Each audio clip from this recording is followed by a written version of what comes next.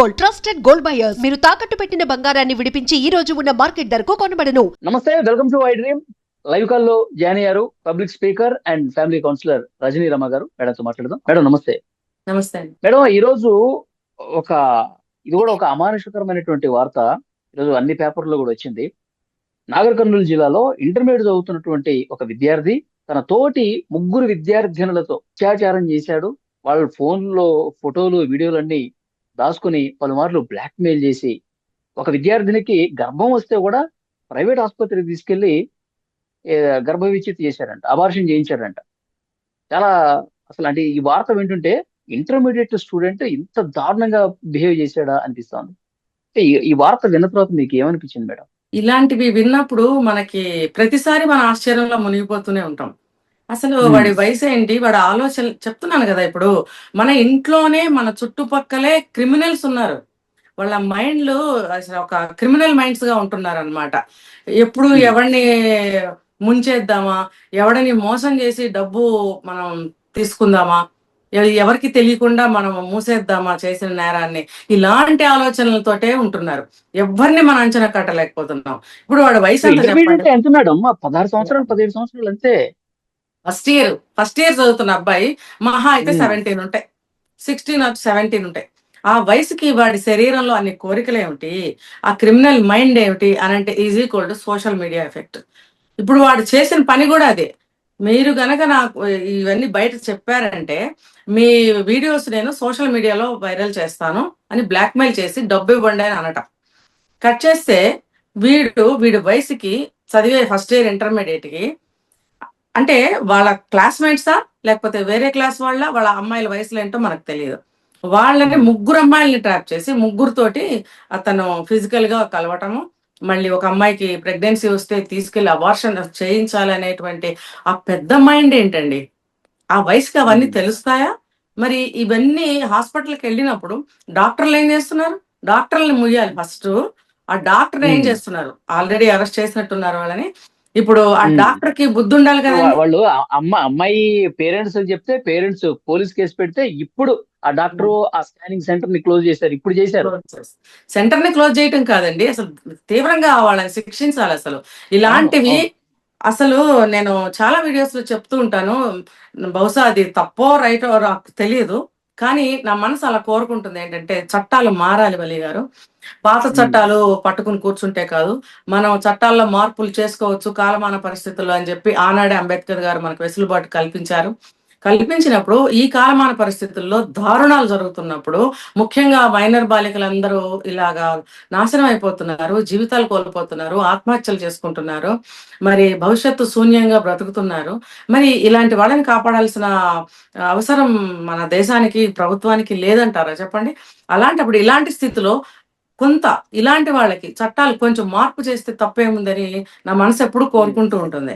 కాబట్టి పేరెంట్స్ ఏ విధంగా చూడాలి? ఇలాంటివి జరుగుతున్నప్పుడు పిల్లలు ఏం చేస్తా ఉన్నారు, ఎడి తిరుగుతా ఉన్నారు, ఎవరితో ఉంటున్నారు? అవును వలి గారు, తల్లిదండ్రులు ఎంతవరకు కాపలా కాస్తారు మీరు చెప్పండి? స్కూల్ కి కాలేజ్ కి వెళ్లే వరకు గేట్ వరకు వస్తారు. మహా అయితే వాళ్ళ నాన్న స్కూల్ గేట్ వరకు కూడా డ్రాప్ చేసి వెళ్తారు.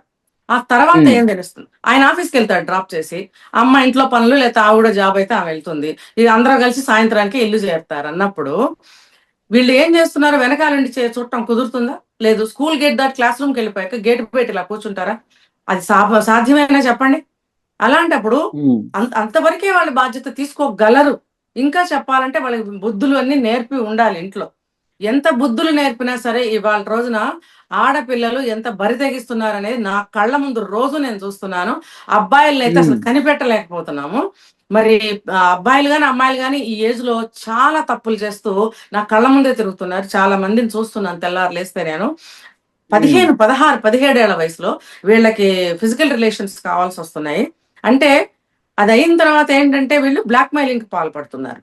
అంటే సోషల్ మీడియాని ఎంత బాగా ఫాలో అవుతున్నారో, దాన్ని ఎలా యూజ్ చేసుకోవచ్చో, 3వ క్లాస్ పిల్లలు కూడా ఈ నెట్ ని ఎంత బాగా ఆపరేట్ చేస్తున్నారో నాకు కూడా రాదంతా చకచకా చేసేస్తుంటారు చిన్న చిన్న పిల్లలు. ఫస్ట్ క్లాస్ చదివే పిల్ల నెట్ లో బాగా తిప్పేస్తుంది. నేను ఆశ్చర్యపోయాను ఒక రోజు, నాకే చేత కావట్లేదు, ఈ అమ్మాయి ఏంటి ఇలా చేస్తుంది? 5 ఏళ్ల పాప అని వాళ్ళ ఫాదర్ కి హెచ్చరించాను. ఏంటంటే మీరు ఆ పాపకు అలా ఇచ్చారు అని అంటేను, చాలా అల్లరి చేస్తుందండి, అది ఇస్తే కామ్ గా ఉంటుంది. మరి తర్వాత ఆమె ఉమ్, జీవితం గాని, మీ జీవితం గాని కామ్‌గా, ప్రశాంతంగా ఉంటుందా? అంతకన్నా మనం ఎక్కువ మాట్లాడితే మీరెవరని అడిగే స్టేజ్‌లో ఉన్నారు. కాబట్టి ఉమ్, చూస్తూ ఊరుకోవటం తప్పితే ఏమీ చేయలేని నిస్సహాయ స్థితిలో మాలాంటి వాళ్ళందరం ఉన్నాము.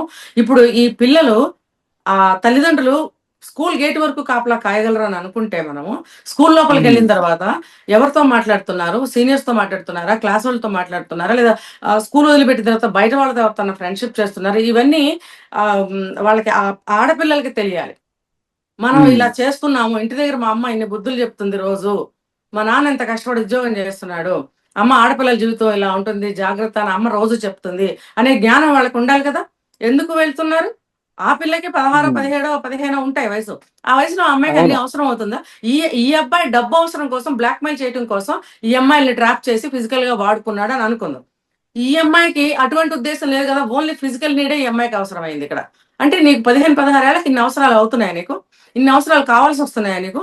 నీకు బుద్ధి లేదా? ఇంటి దగ్గర అమ్మలు చెప్తున్నారు, నాన్నలు చెప్తున్నారు. మరి బయట ఎన్నో సినిమాల్లో ఎన్నో చూపిస్తున్నారు.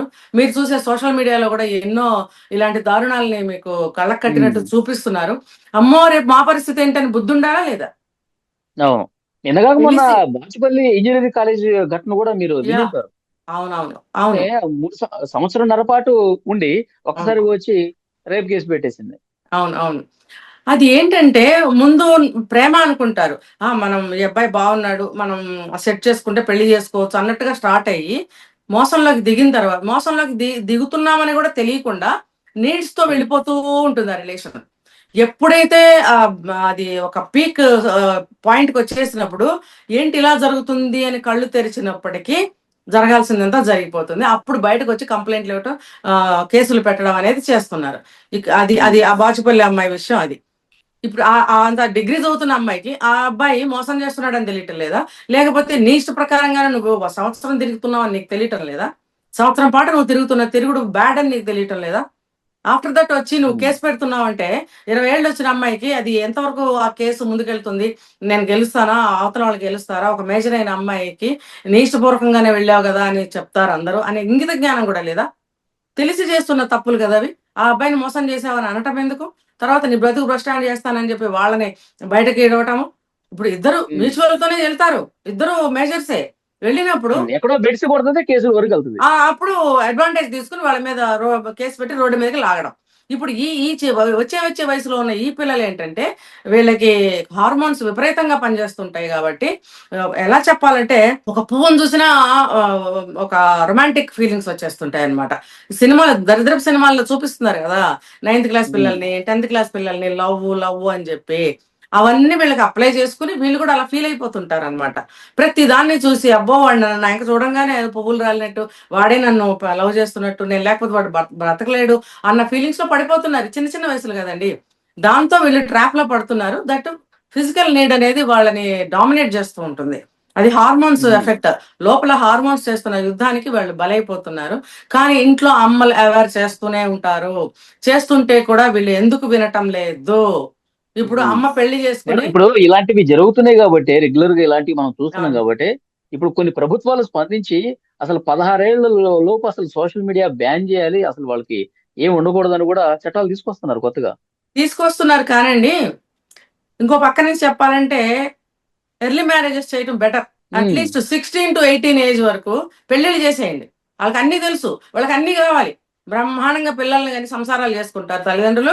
మీరేమి బాధపడొద్దు. చక్కగా మంచి సంబంధాలు చూసి చిన్న ఏజ్‌లోనే పెళ్లి చేసేయండి. వీళ్ళు చదువుకుని ప్రతి ఒక్క అమ్మాయి ఉద్యోగం చేసి, ఇప్పుడు బయటకెళ్ళి మీ ఇంటి అనర్థాలు తీసుకొస్తున్నారు. మీరేమో పరువు పోయిందనుకుని, మీ అమ్మాయి ప్రేమించిన అబ్బాయిని చంపేయటాల కేసులు గూడా జరుగుతున్నాయి. తప్పు మీ అమ్మాయిది గూడా ఉన్నప్పటికీ అవతల అబ్బాయిని చంపేసే కేసులు మనం చూస్తున్నాము. ఈ దారుణాలన్నీ జరగకుండా ఉండాలి అనంటే, శుభ్రంగా 10థ్ క్లాస్ అవ్వంగానే చేసి పారేయండి. ఒకప్పుడు అంతే ఉమ్. గదా! బామ్మలు, అమ్మమ్మలు అవును, అందరూ అవును అంతే. మేడం. గతంలో అయితే పూర్వీకులు అందరూ కూడా ఏదో 10th క్లాస్ అయిపోయిన తర్వాత ఈ ఆ! అమ్మాయికి ఇంకెందుకు చదువు, అబ్బాయిని చదివిస్తున్నాం కదా, అమ్మాయిని పెళ్లి చేసి ఏదో ఒక రోజు ఎవడో ఒకటి చేతిలో పెట్టాల్సిందే కదా అన్న అంతే. ఆలోచనతో పెళ్లి చేసేవాళ్ళు. వలి గారు ఇప్పటికీ ఉమ్, కూడా కొన్ని జిల్లాల్లో 9వ క్లాసు వాళ్ళకి స్టాండర్డ్ ఎడ్యుకేషన్ అన్నమాట. 9వ క్లాస్ అవ్వంగానే పెళ్లి. 10 ఉమ్, గూడా లేదు. అంటే 14. 14 వయసులో పెళ్లి కరెక్ట్ అనే ఆలోచనతో ఇప్పటికీ కూడా కొన్ని వందల వేల పెళ్లిళ్ళు కొన్ని జిల్లాల్లో జరుగుతున్నాయి. ఇప్పుడు ఎస్. రీసెంట్ గా 4 రోజుల క్రితం కూడా 9వ క్లాస్ పరీక్షలు ఇంకా రాయల శుభ్రంగా తీసుకెళ్లి పెళ్లి చేసేసారు. నెలైంది పెళ్లి.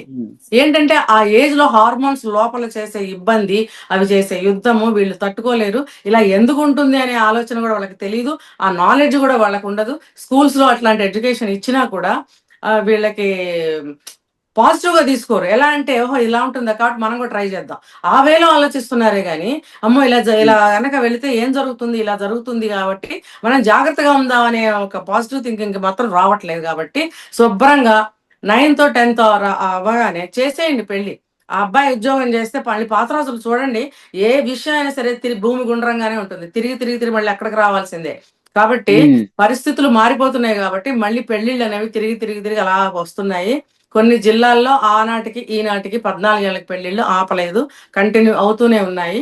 సో ఈ మిగతా ప్లేసుల్లో కూడా అలాంటి పెళ్లిళ్ళే జరిగిపోతాయి ఇక ముందు. ఎవరు కాపాడుతారండి ఆడపిల్లల జీవితాలు? ఏదో ఒకటి సంపాదిస్తున్నాడు, తగ్గట్టుగా చూసి సంబంధం చేసేద్దాం అనే ఆలోచనకు తల్లిదండ్రులు వచ్చేస్తారు. చూడండి, ఆడపిల్లలకి స్వేచ్ఛ కావాలి, స్వతంత్ర భావాలు కావాలి. ఒక కష్టంలో నుంచి కానీ, ఒక నష్టంలో నుంచి కానీ, ఒక మోసంలో నుంచి కానీ మనం బయట పడగలిగే తెలివితేటలు మనకు ఉండాలి.